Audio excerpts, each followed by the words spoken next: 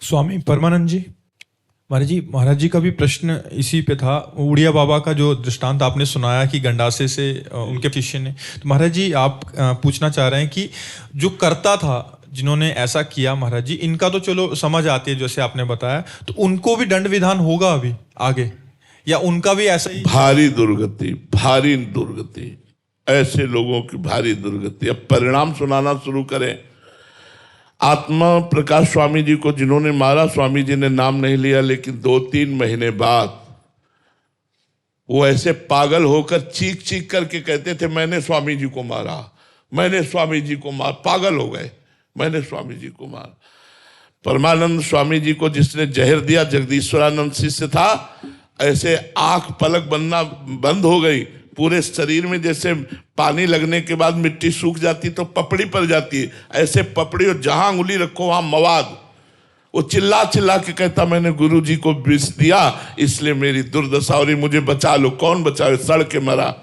जब वहां हम सैनपुर में थे तब खबर आई कि मरा, जगदीश्वरानंद मर गया।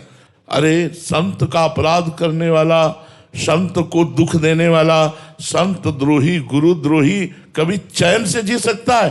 अरे उनका विनाश निश्चित, घोर नरकों की प्राप्ति, और पता नहीं कितने कल्प के बाद उनको अवसर मिलेगा उद्धार का। नरकों में भूंजे जाते हैं ऐसे लोग, प्रेत योनि को प्राप्त होते हैं, दुखमय योनियों को प्राप्त होते हैं। संतों को मारना पीटना ये सब। अब आप बताओ, पाल घर में दिन का समय, मान लो संध्या है, सैकड़ों लोग गांव के लोग हो, वो बबर शेर तो नहीं था ना, क्यों खा जाएगा सबको।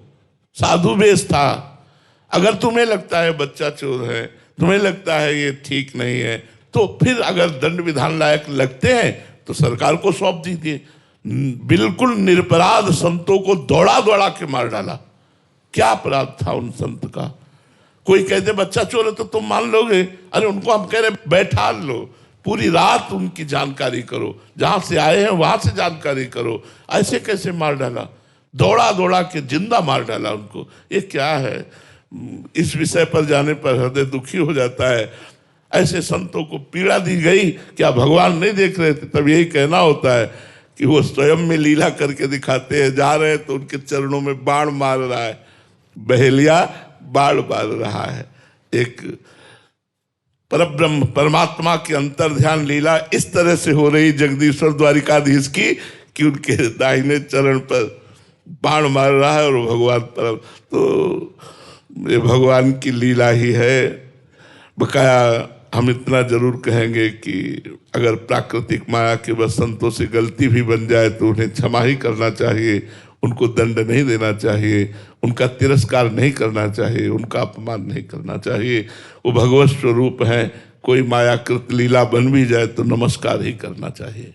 महाराज जी अभी साधारण जीव कोटि में आते हैं, ये तो महापुरुषों की बात होगी। तो महाराज जी उसमें अगर कोई हमें आक्रमण कर रहा है, दुर्व्यवहार कर रहा है, या ऐसा हमारे साथ प्रतिकूलता का व्यवहार कर रहा है, तो इसमें कर्ता का क्या दोष महाराज जी? उसको दंड विधान वो हमारे ही विधान से आया है क्या? उसका विधान में जैसे कर्म से प्रेरित होकर के आप हमसे, हमारा कर्म आपको प्रेरित कर रहा है कि आप हमें मारो, हमारा प्रारब्ध है, तो आप विवेक के द्वारा रोक सकते हैं उसे।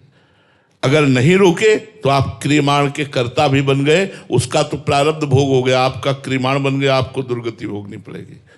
विवेक के द्वारा आए हुए वेग को रोका जा सकता है। हमारा प्रारब्ध है कि हम ये करें, तो हम विवेक के द्वारा उसे रोक सकते हैं। प्रारब्ध इतना बलवान नहीं जितना विवेक बलवान है। विवेक भगवत प्राप्ति कराता है।